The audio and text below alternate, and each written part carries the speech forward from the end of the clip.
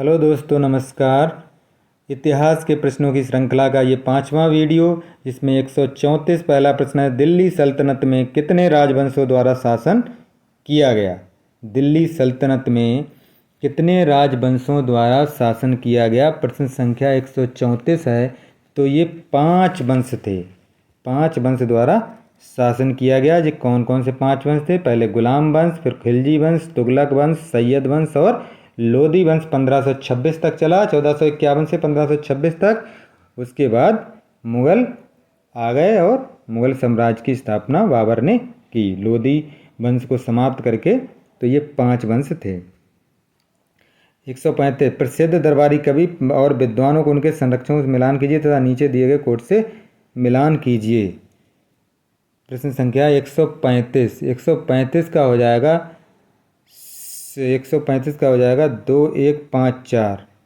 2154। जयदेव का हो जाएगा 2, बिल्हण का हो जाएगा 1, सी का हो जाएगा 5 और डी का हो जाएगा कनिष्क।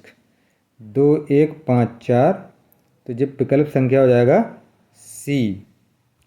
प्रश्न संख्या 136 है, निम्नलिखित में से कौन से शाही राज्य ब्रिटिश द्वारा अधिग्रहित नहीं किए गए थे।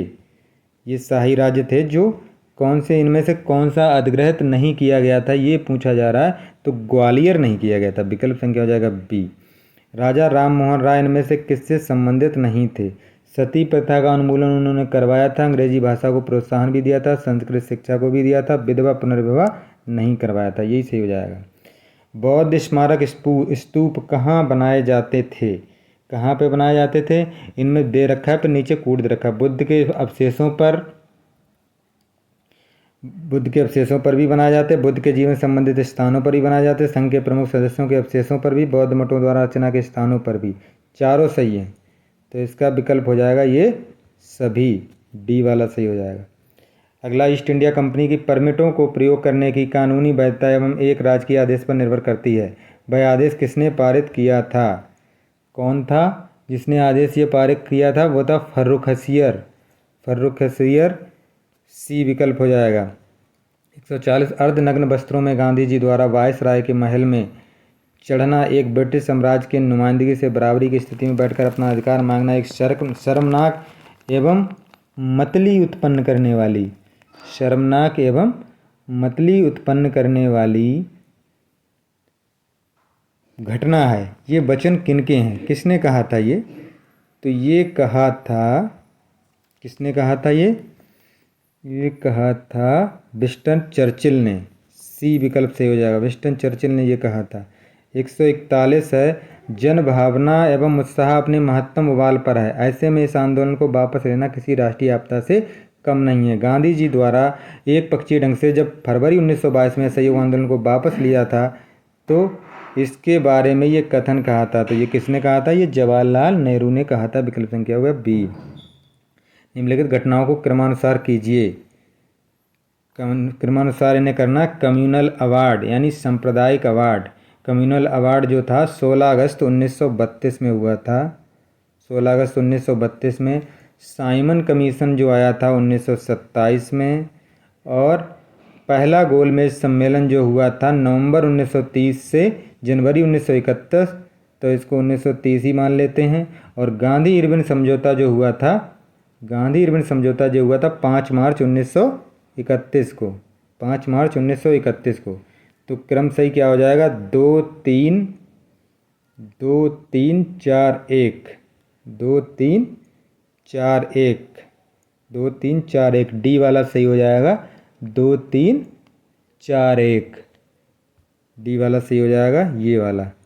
अगला है, अकबर ने किस राज्य पर विजय के उपलक्ष्य में बुलंद दरवाज़ा बनवाया था? किस राज्य पर विजय प्राप्त करने के उपलक्ष्य में बुलंद दरवाज़ा बनवाया था? तो ये था गुजरात। डी हो जाएगा। अगला है, अजंता की गुफाओं में किसका चित्रण है? अजंता की जो गुफाएं हैं उसमें जातक कथाओं का चित्रण है। पहला विकल्प सही हो जाएगा। बौद्ध शिक्षा का वर्णन निम्नलिखित में से किसमें है?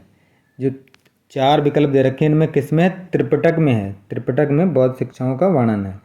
किस प्रकार बीरबल अकबर के दरबारी थे जिस प्रकार उसी प्रकार तेनालीराम किसके दरबारी थे? कृष्णदेव राय के थे। विकल्प संख्या 1 हो जाएगा।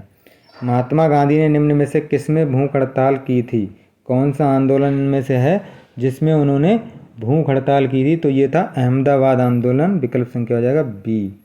48 है, पंजाब में हुए कूका विद्रोह से कौन जुड़े थे?